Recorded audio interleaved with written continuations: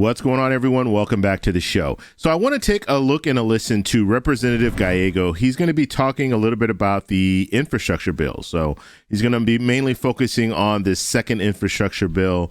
And this is, I think this is a good message that he's putting out. And we need to get this done sooner than later. And I think there are going to be some sacrifices. We already see that you have President Biden and you have some of the leaders in the party talking about what they're going to take out and what's going to be in this second infrastructure bill. So I think it's very important.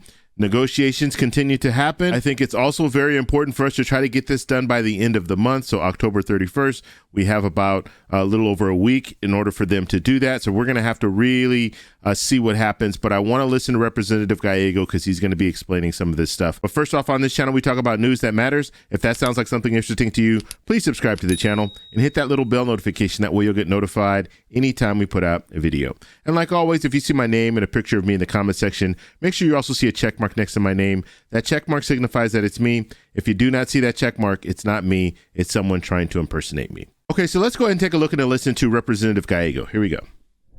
Services Committee. Congressman, always good to see you.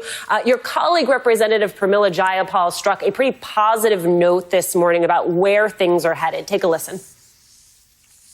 We are getting much closer, and I think that's what the American people need to know. And at the end of the day, even some of the things that you had on the chopping block, I don't think are actually gone. We are trying to get to a place where everybody can agree to something that is still transformative. And I do believe even what we have on the table is still transformative.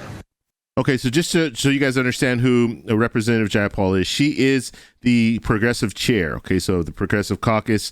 So you have about 95 to 100 members that are in the House that are progressives, and they're really the ones that are controlling things right now because that first infrastructure bill, it would have already been passed and sent to the president. However, that Progressive Caucus said, look, we're not going to vote for this first infrastructure bill until we have that second infrastructure bill voted on. So Ms. Jayapal is very, very important to this discussion, and she's very powerful when it comes to moving the first infrastructure bill and the second infrastructure bill through Congress.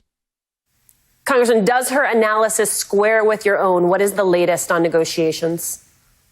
Look, I do agree with what Pramila is saying, and she actually has been very deep into the negotiations, both with the White House and spoken to the senators involved in this. So I trust what she's saying, and this is exactly what she's been telling us in our private conversations. But look, we as a caucus, and I say the Democratic caucus, because we're largely in unison, agree that we need to pass a bill. But we want to pass a transformative bill that's going to lift Americans out of the quagmire they found themselves in over the pandemic and even before that. You know, we had a lot of families that were struggling economically before the pandemic hit and now found themselves even deeper in the hole. And so we want to make sure that we lift them up. And we're going to do that by compromising. It's possible for us to still transform, you know, the American family to actually be sustainable and be in a good place. And we're just going to have to, you know, figure out how to get there. But it's entirely possible. We'll have to do it in probably shorter years with very targeted programs, but we will be able to change people's lives. Okay, so he's talking about the timetable there. And we've talked about this in the past. So instead of having it for 4 years or 5 years, like let's say the child tax credit, instead of 4 or 5 years, they might extend it just for 1 year and then reevaluate it next year. So they're going to start having to do things like that because they have to bring that $3.5 trillion top line number down to somewhere in the neighborhood of $2 trillion. So they're going to start looking at the timetables on some of these different programs and shorten that timetable in order for them to meet that $2 trillion goal. You know, it was interesting because we now have this new studio. I actually got to watch you sort of out of the corner of my eye as I was reading that opening script. And the reason that I wanted to talk with you about this, Congressman, is you and I are about the same age. We are older millennials. And there are a lot of these policies that really sort of disproportionately hit people about our age, younger generations, whether that is talking about the financial burden of childcare for the younger generation behind us, talking about community college. There were a lot of people who were really sad to see that go.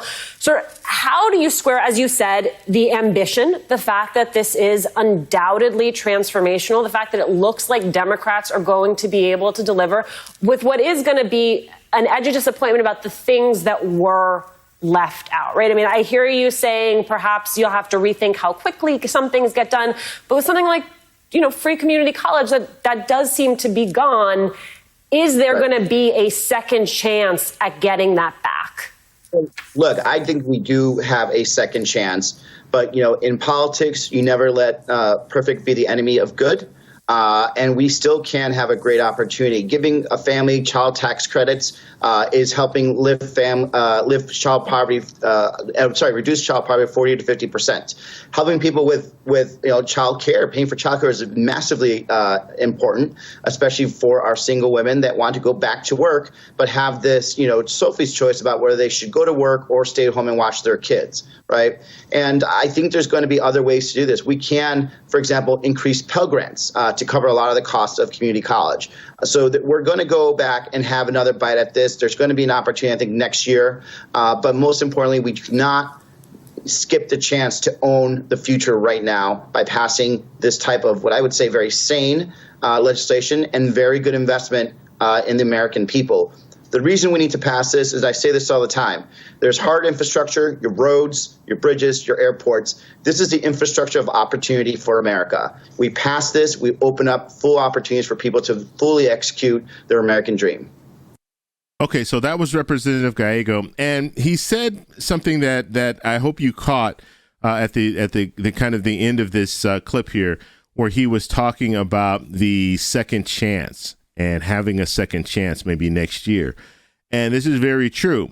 They can do another reconciliation bill next year. And so I think what they need to do at this point is they need to focus on what they all agree on. Focus on those things, get that in this package, in this second infrastructure bill, and pass it. Just do it. Once they do that, then next year they can start working on another reconciliation bill, and they can add more things to that reconciliation bill. And guess what? It's a midterm election. So guess what that means? That means a lot of these politicians that are causing problems right now or saying that they don't want to move forward with this infrastructure bill, this second infrastructure bill, some of those same politicians are going to be, oh, you know what? We need to move forward with something for the American people. And so you have a better chance of just passing what you agree on now, and then next year putting out another reconciliation bill, and you'll have more support. You might even have some Republicans supporting some of these proposals, because guess what? A lot of them will be running. In the House, everyone's running for re-election for the midterm. So that can move a lot, that could sway a lot of politicians. Let's just say it that way. And so we're going to have to follow and see where it goes. But the good news is reconciliation bill for 2022. So if they pass something now, they still have another bite at the apple next year. So I want to know what you guys think about all this. Let me know down below. If you like this video, please give me a thumbs up. Please subscribe for more, and I'll talk to you in the next one. Bye.